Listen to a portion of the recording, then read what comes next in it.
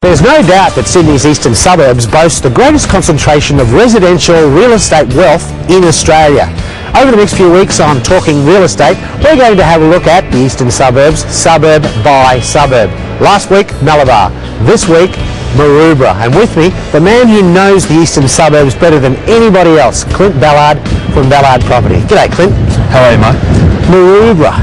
It strikes me as a place set back in the 60s. It has got a touch of that. Basically, Maroubra is a very large suburb, very large coastal suburb within the eastern suburbs. You could almost break Maroubra up into two different sections. The main heart, which is the junction, which really sort of feeds the suburb with sort of, all your restaurants, all your public transport routes. You've got sort of your French International School, which has been there now, which has just been up and running for the last couple of years. So, the junction is sort of where all the activity and where the hub of the suburb sort of transpires. Well, certainly the commercial hub is impressive on Anzac Parade up there, but when you talk Maroubra, you're usually talking about the beach.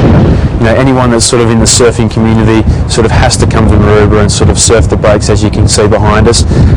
It's been very well documented with the culture.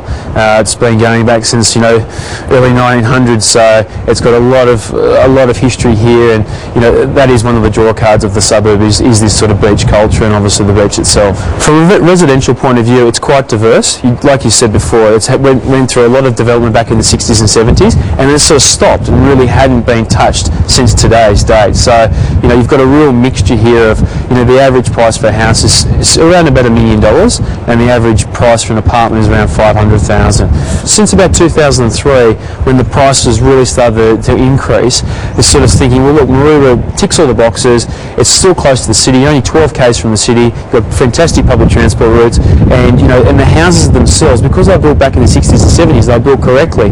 What we've found is, especially with the new office situated in Ballard, is that most people who are buying Maroubra are actually renting in areas like Waverley, Wallara, more northern parts of the eastern suburbs, and that's sort of, that's what's making this area such an exciting place. Sounds pretty impressive. Do you have any examples of houses that are on the market now? We've got a great property at the moment that's on the market. It's just up in the South Maroubra part of the area. It's probably going to see the most capital growth out of all the pockets of Maroubra.